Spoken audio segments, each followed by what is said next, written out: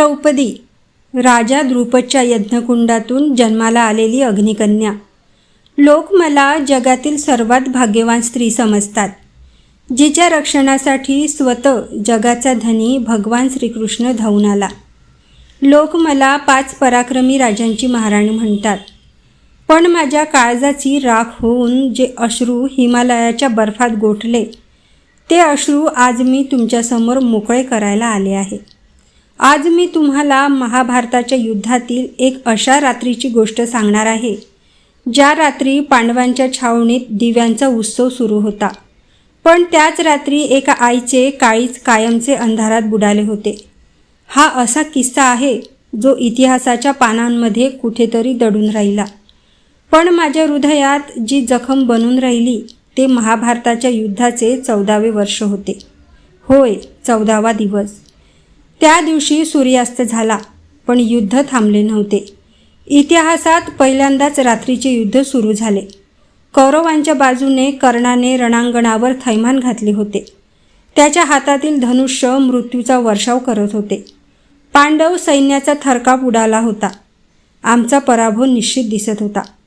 तेव्हा माझ्या स्वामींनी भीमसेनांनी आपल्या पहिल्या पत्नीचा म्हणजेच हिंडिबेचा पुत्र घटोत्कचला रणांगणावर उतरवले. घटोत्कच तो मायावी होता, महाकाय होता. तो राक्षस कुळातील असला तरी त्याचे हृदय एका निष्पाप बालकासारखे होते. जेव्हा तो रणांगणावर गरजला तेव्हा कौरवांचे पाय लटपटू लागले. त्याने कौरव सैन्याचा गाळ केला. दुर्योधन घाबरला. त्याने कर्णाला विनवणी केली की काहीही कर, पण या घटोत्कचचा अंत कर, नाहीतर आज कौरव वंशाचा दिवा विझेल. कर्णाकडे एकच असे अस्त्र होते जे त्याने फक्त आणि फक्त अर्जुनाचा वध करण्यासाठी जपून ठेवले होते. इंद्राची एकाग्नी शक्ती. ती शक्ती एकदाच वापरता येत होती. दुर्योधनाच्या दबावामुळे कर्णाने ते अमूल्य अस्त्र घटोत्कचवर चालवले. एक प्रचंड प्रकाश झाला आणि माझा तो सोन्यासारखा मुलगा घटोत्कच रणांगणावर कोसळला. मरतानाही त्याने आपल्या अवाढव्य शरीराचा भार कौरव सैन्यावर टाकला, जेणेकरून मरतानाही तो पांडवाचे रक्षण करू शकेल. त्याचा तो प्राणांत झाला. घटोत्कच मरण पावला. ही बातमी छावणीत आली. पण तुम्हाला माहीत आहे का तेव्हा काय घडले? संपूर्ण पांडव छावणीत एकच जल्लोष सुरू झाला. होय, जल्लोष.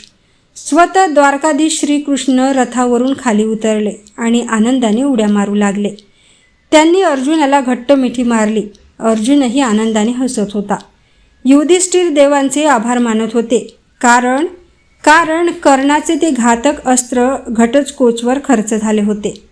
म्हणजेच आता अर्जुन सुरक्षित झाला.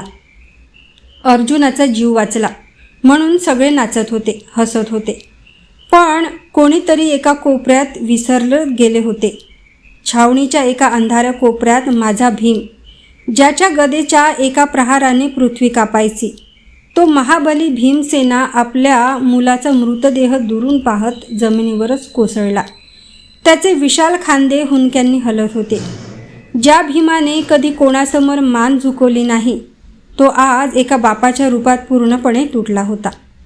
मी जेव्हा छावणीबाहेर आले तेव्हा मला ते दृश्य दिसले. एका बाजूला अर्जुनाच्या वाचनाचा आनंदोत्सव आणि दुसऱ्या बाजूला भीमाचे मरणप्राय दुःख. मी धावत भीमाजवळ गेले. मी त्यांचे डोके माझ्या मांडीवर घेतले. भीमांच्या डोळ्यातून वाहणारे अश्रू माझ्या वस्त्राला भिजवत होते. ते रडत रडत मला म्हणाले, पांचाली बघ ना, सगळे हसतायत. माझा मुलगा गेला, पण इथे सगळे उत्सव साजरा करतायत. तो माझा मुलगा होता म्हणून त्याचे मरण इतके स्वस्त झाले का? तो हिंडबेचा मुलगा होता, एका राक्षसिणीचा मुलगा होता, म्हणून त्याच्या मृत्यूला कोणी अश्रूही गाळत नाही. भीमाचे ते शब्द माझ्या काळजात सुरीसारखे खुपसले. लोक म्हणतात मी फक्त द्रौपदीच्या 5 पुत्रांची आई होते, पण नाही. घटोत्कच मला छोटी मा म्हणायचा. जेव्हा जेव्हा तो छावणीत यायचा तेव्हा तेव्हा त्याचे विशाल शरीर माझ्या पाया पडण्यासाठी वाकायचे. तो म्हणायचा, माते, जरी मी हिंडिबेचा गर्भातून जन्मलो असलो तरी माझ्या नसांमध्ये पांडवांचे रक्त आहे. तुमचे रक्षण करण्यासाठी मी माझा जीवही देईन. आणि आज त्याने खरोखरच आपला जीव दिला. मी श्रीकृष्णाला विचारले. माझा राग अनावर झाला. मी भीमाचे अश्रू पुसले आणि थेट कृष्णाच्या रथाकडे गेले. कृष्ण अजूनही हसत होते. मी त्यांच्यासमोर उभी राहिले. माझ्या डोळ्यात अंगार होता आणि ओठांवर एका मातेची वेदना. मी ओरडले, कृष्णा, हा तुझा न्याय आहे? याला तू धर्म म्हणतोस?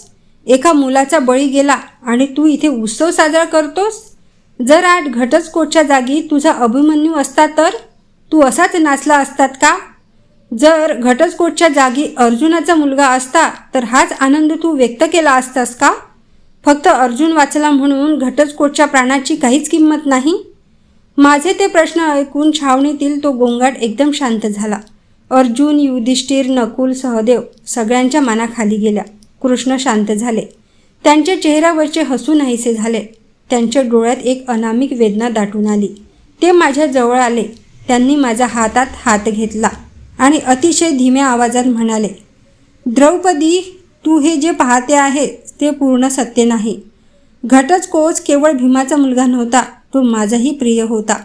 पण हा नियतीचा खेळ आहे. जर आज घटस्फोटचे हे बलिदान दिले नसते तर उद्याचा सूर्य अर्जुन पाहू शकला नसता. आणि जर अर्जुन नसता तर हा धर्मसंग्राम आपण जिंकू शकलो नसतो. एका आईच्या काळजाचे दुःख मी समजू शकतो पांचाली, पण इतिहासाला या बलिदानाची गरज होती. मी कृष्णाचा हात झटकला आणि म्हणाले, इतिहास फक्त पुरुषांच्या शौर्याची गाथा लिहितो कृष्णा, पण त्या शौर्याच्या मागे किती आयांची काळी जळले हे लिहायला इतिहासाकडे शाई नसते. आज भीमाचा मुलगा गेलाय आणि उद्या कदाचित माझे 5ही पुत्र जातील. मग तेव्हाही तू असाच धर्माचा पाढा वाचणार का? माझा तो शब्द दुर्दैवाने खरा ठरला. युद्ध संपले. पांडवांनी विजय मिळवला. दुर्योधनाचा अंत झाला. आम्ही हस्तिनापूरचे राजे झालो. पण ज्या सिंहासनासाठी 18 अक्षौहिणी सैन्य मारले गेले, त्या सिंहासनावर बसायला माझी 5ही मुले जिवंत नव्हती. अश्वत्थामाने रात्रीच्या अंधारात माझ्या 5ही पुत्रांचा वध केला.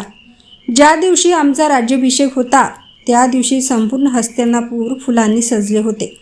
पण माझ्या महालात फक्त आणि फक्त शांतता होती.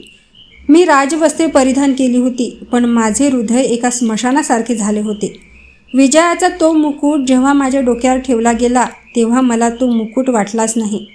मला वाटले माझ्या मुलांच्या रक्ताने माखलेला एक तो जड दगड आहे.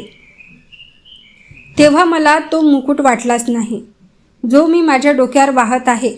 आम्ही युद्ध जिंकलो. मी एक आई म्हणून पूर्णपणे हरले होते. हिमालयातील तो शेवटचा क्षण. मी वर्षे निघून गेली. आम्ही सर्व त्याहून स्वर्गाच्या मागे मार्गावर निघालो. हिमालयाचा तो बर्फाळ रस्ता अत्यंत कठीण, अत्यंत थंड. आम्ही एकामागे एक चालत होतो. युधिष्ठिर सर्वात पुढे, त्यांच्या मागे भीम, अर्जुन, नकुल, सहदेव आणि सर्वात शेवटी मी. माझे शरीर थकत चालले होते. आयुष्यभर मी या 5 पुरुषांना साथ दिली. त्यांच्या वनवासात मी जंगलात पायी चालले. त्यांच्या अपमानाचा घोट मी प्राशन केला. पण त्या बर्फाळ पर्वतावर अचानक माझे पाय लटपटले. मी खाली कोसळले. बर्फाचा तो स्पर्श माझ्या शरीराला गोठवत होता. मी क्षीण आवाजात हाक मारली, स्वामी. पण युधिष्ठिर मागे न पाहता पुढे चालत राहिले. त्यांनी द्रौपदीला मागे वळूनही पाहिले नाही. ते म्हणाले, द्रौपदीचे अर्जुनावर जास्त प्रेम होते. हे तिच्या पतनाचे कारण आहे. पुढे चला, कोणीही मागे पाहणार नाही. अर्जुन पुढे गेला. नकुल, सहदेव पण पुढे गेले. त्यांच्यासाठी मी माझे संपूर्ण आयुष्य वेचले. त्यांनी माझ्या शेवटाच्या क्षणी माझ्याकडे वळूनही पाहण्याची तसदीस नाही घेतली. पण एक पाऊल थांबले. ते पाऊल होते भीमाचे. भीम युधिष्ठिराची आज्ञा मोडून मागे फिरले. ते धावत माझ्यापाशी आले. त्यांनी बर्फात गुडघे टेकले आणि माझा थंड पडत चाललेला देह आपल्या विशाल बाहूंमध्ये घेतला.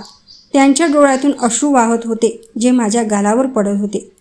भीमाने रडत रडत मला विचारले, पांचाली, तू का पडलीस? मी तुला माझ्या पाठीवर घेऊन चालेन. उठ पांचाली, मला सोडून जाऊ नको. मी हसले. माझ्या ओठांवर एक कारुण्याची कळी उमळली. मी भीमाच्या चेहऱ्याकडे पाहिले. हा तो पुरुष होता ज्याने माझ्या अपमानाचा बदला घेण्यासाठी दुःशासनाची छाती फाडली. हा तोच पुरुष होता ज्याने कीचकाचा वध केला होता आणि हा तोच पुरुष होता जो माझ्या शेवटच्या क्षणी माझ्या पाठीशी उभा होता. मी भीमाचा हात घट्ट धरला आणि क्षीण आवाजात म्हणाले, स्वामी, जर मला पुढचा जन्म मिळाला तर मला पुन्हा पांडवाची पत्नी बनवू नका. मला फक्त आणि फक्त तुमची पत्नी बनवा. कारण या जगात फक्त तुम्हीच मला एका राणीसारखे नाही तर एका प्रेयसीसारखे, एका जिवंत स्त्रीसारखे प्रेम केले. माझा श्वास सुटत होता, डोळे मिटत होते. हिमालयाच्या त्या पांढऱ्या शुभ्र बर्फावर आयुष्याची कहाणी संपत होती. व्हिडिओ आवडल्यास समोर शेअर नक्कीच करा. धन्यवाद.